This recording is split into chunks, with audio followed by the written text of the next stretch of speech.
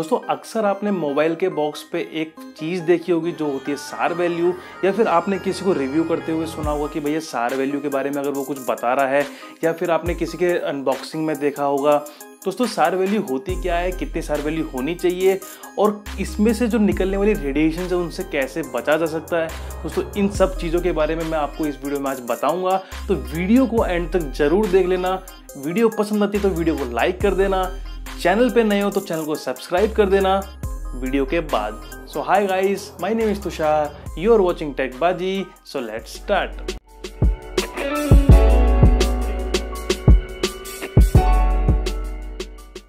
दोस्तों सबसे पहले बात करते हैं कि सार वैल्यू होती क्या है। दोस्तों सार का मतलब होता है स्पेसिफिक अब्जॉर्प्शन रेट। दोस्तों अगर आपको एक सिंपल लैंग्वेज में बताऊं तो सार का मतलब होता है एक रेडिएशंस वो रेडिएशंस जो आपको ना तो दिखाई देती है ना ही आपको फील होती हैं।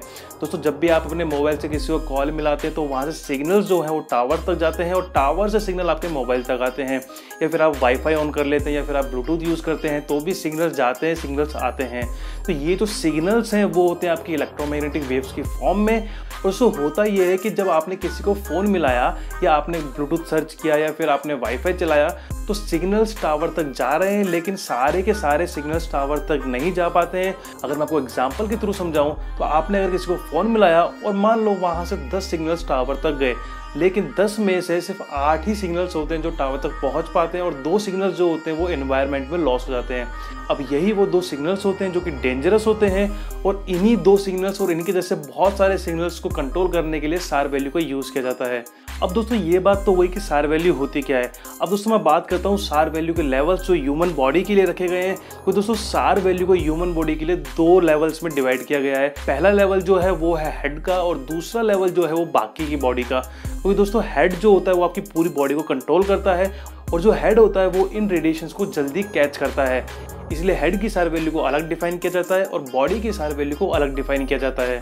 और दोस्तों ये जो रेडिएशंस निकलते हैं, इन रेडिएशंस को जो मेजर किया जाता है वो होता है वॉट पर केजी में। इसका मतलब ये होता है कि 1 केजी टिश्यू आपकी बॉडी का कितनी रेडिएशंस को एब्जॉर्ब कर सकता है। अब दोस्तों होता ये है कि ये जो रेडिएशंस निकलती हैं, इन रेडिएशंस को एक स्टैंडर्डाइज करने के लिए गवर्नमेंट ने कुछ एक फिक्स कर दिया है कि भैया इतनी ही सार वैल्यू होनी चाहिए। अगर आपके फ़ोन की सार वैल्यू इससे ज़्यादा हुई तो आपका फ़ोन मार्केट में आ नहीं सकता। जैसे अगर मैं बात करूं इंडिया की, या यूएस और इंडिया के बराबर ही है।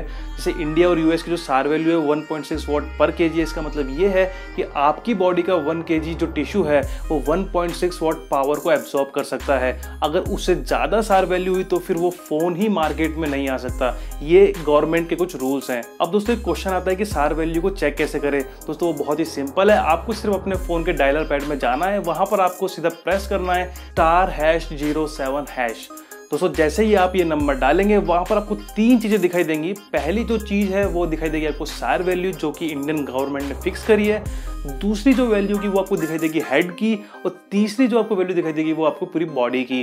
दोस्तों ये 3 चीज़ें हैं जो आपको दिखाई देती है जब भी आप कोई सार वैल्यू को चेक करते हैं, और यही सेम चीज़ें आपके फ़ोन के बॉक्स के ऊपर भी लिखी रहती है, जो कि गवर्नमेंट ने मैंडेटरी किया है कि अगर आपका फ़ोन सार वैल्यू को पास कर गया और मार्केट में आ रहा है तो आपको ये सार वैल्यू को फ़ोन के बॉक्स पर लिखना पड़ेगा। अब दोस्तों क्वेश्चन आता है कि इन रेडिएशन से बचा कैसे जाए। दोस्तों सबसे पहली चीज़ तो ये कि अगर आप कॉलिंग ज़्यादा करते हैं या आप फ़ोन पे ज़्यादा टाइम रहते हो, कि आप फ़ोन को अपने कान पे लगा के रखते हैं, तो अगर आप अपने फ़ोन पे ज़्यादा टाइम रहते हैं तो आप मैक्सिमम टाइम हेडफोन्स का यूज़ कीजिए, क्योंकि उससे क्या है कि आपका फ़ोन आपकी बॉडी से दूर रहेगा, और इससे ब्रेन ट्यूमर और कैंसर जैसी बीमारियों से भी बचा जा सकता है। क्योंकि दोस्तों जितना आप ज़्यादा कॉल करेंगे और जितना आप फ़ोन को अपने कान के पास में लगाएंगे, आपके ब्रेन ट्यूमर या फिर कैंसर होने के चांसेस काफ़ी बढ़ जाते हैं। दोस्तों दूसरा पॉइंट ये कि अगर आपके फ़ोन में सिग्नल्स काफ़ी वीक हैं उस टाइम पे आप फ़ोन को यूज़ ना करें, क्योंकि जब सिग्नल्स वीक होते हैं तब फ़ोन आपका सर्च करता है सिग्नल्स के लिए, और उसको सिग्नल्स मिल नहीं रहे होते हैं तो वहाँ पर रेडिएशन ज़्यादा निकलती हैं। तो जैसे अगर मैं आपको बताऊँ कि आप ट्रेन में ट्रैवल कर रहे हो या फिर आप लिफ्ट में जा रहे हो, तो वहाँ पर सिग्नल्स कम होते हैं, तो ऐसे में आपका फ़ोन सर्च करता है फिर सिग्नल्स के लिए,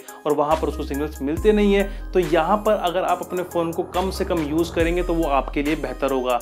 दोस्तों तीसरे पॉइंट की बात करूँ जो सबसे इंपॉर्टेंट पॉइंट है वो ये है कि आप अपने फ़ोन का इस्तेमाल जब वो चार्जिंग में लग रहा है उस टाइम पे ना करें, यानी जब वो चार्जिंग में लग रहा है उस टाइम पे आप किसी के साथ कॉलिंग नहीं करें, क्योंकि उस टाइम पे जो रेडिएशंस निकलती हैं वो नॉर्मल टाइम से 10 टाइम्स ज़्यादा होती हैं। और यही एक रीज़न है कि जो कंपनियां होती हैं वो आपकी जो चार्जिंग वायर होता है उसको छोटा बनाती हैं। दोस्तों उम्मीद करता हूं कि इस वीडियो को देखने के बाद आपके मन में से SAR वैल्यू से रिलेटेड सारे डाउट निकल गए होंगे। लेकिन अगर अभी भी आपके मन में SAR वैल्यू से रिलेटेड कुछ भी डाउट है तो आप नीचे कमेंट बॉक्स में कमेंट कर सकते हैं, मैं वहां पे आपके कमेंट का रिप्लाई कर दूंगा। दोस्तों अगर आपको वीडियो पसंद आए तो वीडियो को लाइक कर दीजिए, वीडियो को शेयर कर दीजिए, और अगर आप मेरे चैनल पर नए हैं तो मेरे चैनल को सब्सक्राइब भी कर दीजिए।